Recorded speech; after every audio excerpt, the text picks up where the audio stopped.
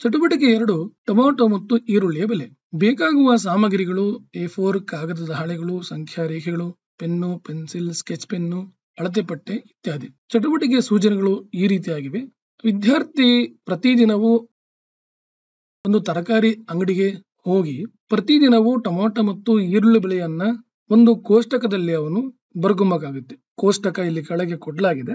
ಅಂಗಡಿಗೆ ಪ್ರತಿದಿನವೂ ಒಂದೇ ಸಮಯಕ್ಕೆ ಭೇಟಿ ನೀಡಲು ವಿದ್ಯಾರ್ಥಿಗಳಿಗೆ ಇಲ್ಲಿ ಪ್ರಯತ್ನಿಸಬೇಕಾಗುತ್ತೆ. ಇಲ್ಲಿ ಪ್ರಶ್ನೆಯನ್ನ ಕೇಳಬಹುದು, ಯಾಕೆ ನಾವು ದಿನ ತರಕಾರಿ ಅಂಗಡಿಗೆ ಹೋಗ್ಬೇಕು, ಯಾಕೆ ದಿನಸಿ ಅಂಗಡಿಗೆ ಹೋಗ್ಬಾರ್ದು, ಯಾಕೆ ಬೆಳ್ಳಿ ಅಥವಾ ಬಂಗಾರದ ಅಂಗಡಿ ಅಥವಾ ಹಾರ್ಡ್ವೇರ್ ಶಾಪಿಗೆ ಯಾಕೆ ಹೋಗ್ಬಾರ್ದು ಅಂತೇಳಿ ಪ್ರಶ್ನೆಯನ್ನ ನಾವಿಲ್ಲಿ ಕೇಳಬಹುದು. ಈಗ ಟೊಮೆಟೊ ಮತ್ತು ಈರುಳ್ಳಿಯ 4ನೇ ದಿನದ ಬೆಲೆಯನ್ನ ವಾರದ ಇತರ ದಿನಗಳ ಬೆಲೆಯೊಂದಿಗೆ ಹೋಲಿಸಿ ದರಗಳಲ್ಲಿರುವ ವ್ಯತ್ಯಾಸವನ್ನ ಇಲ್ಲಿ ಕಂಡುಹಿಡಲಿಕ್ಕೆ ಮಕ್ಕಳಿಗೆ ಹೇಳಬಹುದು. ದಿನ ಒಂದು ಟೊಮೆಟೊ 1 kgಗೆ 35 ಇತ್ತು ಅಂತಂದ್ರೆ 4ನೇ ದಿನ ಟೊಮೆಟೊ ಬೆಲೆ 25 ಆಗಿರಬಹುದು. ಆ ವ್ಯತ್ಯಾಸವನ್ನ ಇಲ್ಲಿ ಕಂಡು ಹಿಡಿದು ವಿದ್ಯಾರ್ಥಿಗಳು ಬರಿಬೇಕಾಗುತ್ತೆ. ಸೊ ಅದಕ್ಕೆ ಕೋಷ್ಟಕವನ್ನ ಇಲ್ಲಿ ಕೊಡಲಾಗಿದೆ. ಈ ಒಂದು ಕೋಷ್ಟಕವನ್ನ ರಚನೆ ಮಾಡ್ಕೊಂಡ್ಮೇಲೆ ವಿದ್ಯಾರ್ಥಿಗಳಿಗೆ ಕೆಲವೊಂದು ಪ್ರಶ್ನೆಯನ್ನ ಇಲ್ಲಿ ಕೊಡಲಾಗಿದೆ. ಲೆಕ್ಕ ಹಾಕಿದ ಬೆಲೆ ವ್ಯತ್ಯಾಸವು ಋಣ ಪೂರ್ಣಾಂಕವಾಗಬಹುದೇ?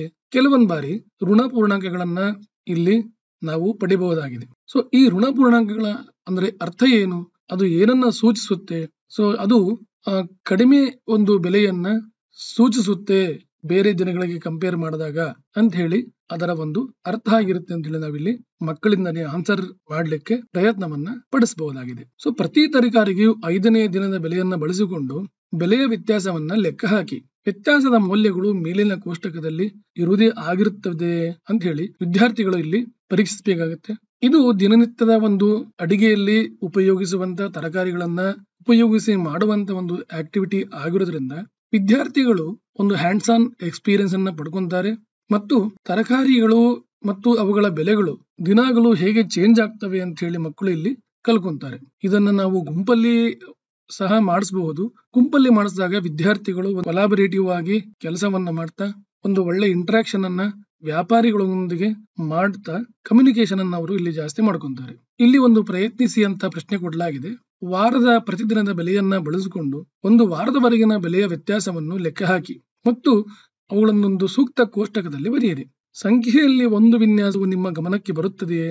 ಹಾಗಾದರೆ ಆ ವಿನ್ಯಾಸ ಯಾವುದು? ವಾರದ ಪ್ರತಿದಿನದ ಬೆಲೆಯನ್ನ ಬರ್ಕೊಂಡು ಒಂದು ವಾರದವರೆಗಿನ ವ್ಯತ್ಯಾಸವನ್ನ ಕಂಡು ಹಿಡಿದಾಗ ಆ ಕೋಷ್ಟಕದಲ್ಲಿ ವಿದ್ಯಾರ್ಥಿಗಳಿಗೆ ಯಾವುದಾದರೂ ವಿನ್ಯಾಸ ಕಂಡು ಹಿಡಲಿಕ್ಕೆ ಸಾಧ್ಯನಾ ಅಂತ ಹೇಳಿ ನಾವಿಲ್ಲಿ ವಿದ್ಯಾರ್ಥಿಗಳಿಗೆ ಕೇಳಬಹುದು ಮತ್ತು ಆ ವಿನ್ಯಾಸ ಯಾವುದು ಅಂತ ಹೇಳಿ ನಾವು ವಿದ್ಯಾರ್ಥಿಗಳಿಗೆ ಇಲ್ಲಿ ಕಂಡು ಹಿಡಲಿಕ್ಕೆ ಹೇಳಬಹುದು.